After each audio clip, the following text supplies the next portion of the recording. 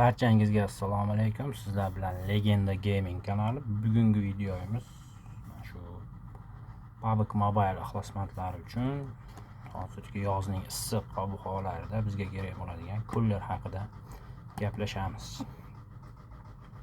Xo'p, birinchi navbatda kullarimizni ochib olamiz. Ko'rib turganingizdek, mana kullar ma'lumotlari bor. Bu yerda shovqinsiz ishlaydi, tez sovutadi hamda o'zini maxsus protsessoriga ega hamda mana bu yerda yozilgan 99% telefonlarga mos keladi deyilmoqda.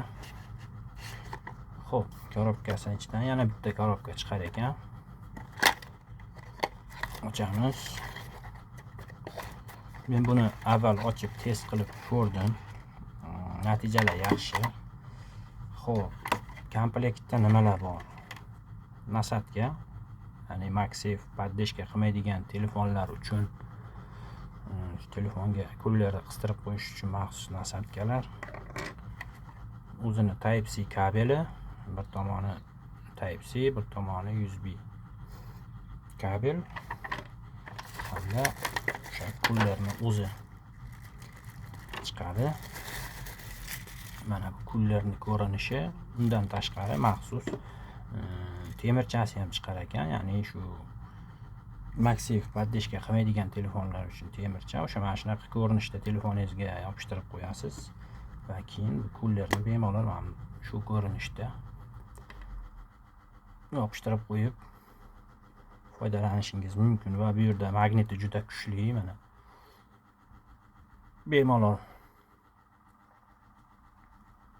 yopishib turadi, tushib ketmaydi va olinishi ham mana juda qiyin.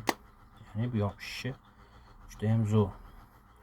Bu yerda maxsus monitori bor, indikatorlar ko'rsatib turadigan, gradusni va boshqa ma'lumotlarni ko'rsatib turadigan. Undan tashqari yon tomonlarda RGB podsvetkasi bor ekan. Xo'p, nasadkada o'ynalishi mana shu ko'rinishda nasadga mana qo'yiladi. Mana va bemalol telefoningizga, masalan, telefonga bemalol qistirib qo'yib o'ynasangiz bo'ladi. Bizga bu kerak emas. Buni olib turamiz bir chekkaga. Sababi bizda o'sha maxsus temirchasi bor.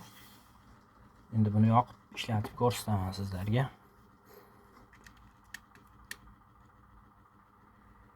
Mana kullarimiz ishladi. Mana bu indikator, mana bu chiziqlar qancha kuchi bilan ishlayotganini va o'rtadagi qancha gradusda ishlayotganini ko'rsatadi. Undan tashqari mana bu knopka orqali o'sha rejimlarni almashtirsak bo'ladi. 3 xil rejimi bor ekan. L1, A1 va undan tashqari bor kuchi bilan ishlaydigan L2 rejimi. Bunda ko'rsangiz, mana bu indikatorlari to'liq yonyapti, ya'ni bor kuchi bilan ishlayotganini ko'rsatyapti.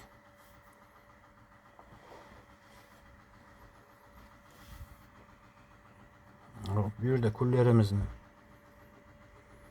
gradusi mana -4 gacha tushdi. Bu tarafi mana muzday bo'lib suv bo'ldi уже.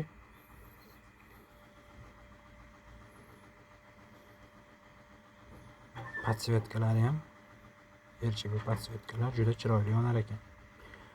Ushbu kullarni internet magazinlardan qarab chiqdim. Narxlar hamma joyda har xil. 100 ming so'mdan 300 ming so'mgacha narx qo'yib sotishyapti buni. Men buni Yandex Marketdan zakaz qildim maxsus kuponlar bilan.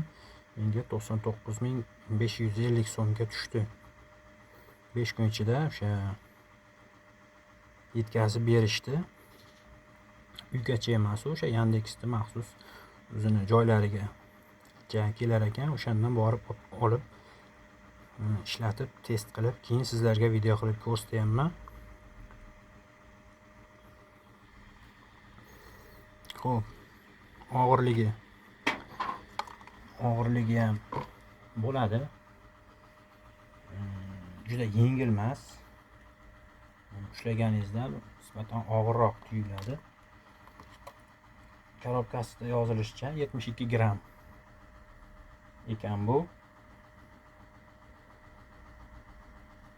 Shu modeli HK5 Pro 5 volt 2 amperda ishlar ekan. Bu yaxshi ishlash uchun bunga original zaryadchik bilan tok bersanglar yaxshi ishlaydi. Anaqa 5 volt 2 amper chiqarib bera oladigan zaryadchiklar bilan bu o'zini bor kuchini ko'rsatib ishlab bera oladi. Xo'p, mana telefonga turishini ham ko'rsataman.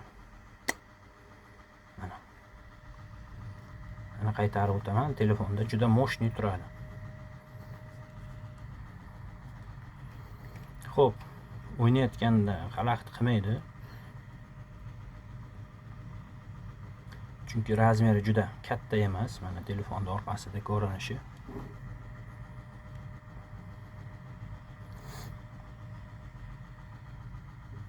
Narxiga stoyt bo'lgan kullerlardan biri deb bemalol ayta olaman. Sababi buni olib, ishlatib, test qilib ko'rib, undan keyin video qilib chiqaryapman. Xo'p, modelini aytib o'tdim. Internet magazinlardan ko'rib, bemalol mana shu kullerdan zakaz qilsanglar bo'ladi. Dizayni ham o'zgacha, chiroyli. Xo'p, sizlar bilan Legenda Gaming kanali bo'ldi. Kanalimizni kuzatishda davom eting. Hamda bitta like, podpiska bosib qo'yishni unutmang. E'tiboringiz uchun rahmat.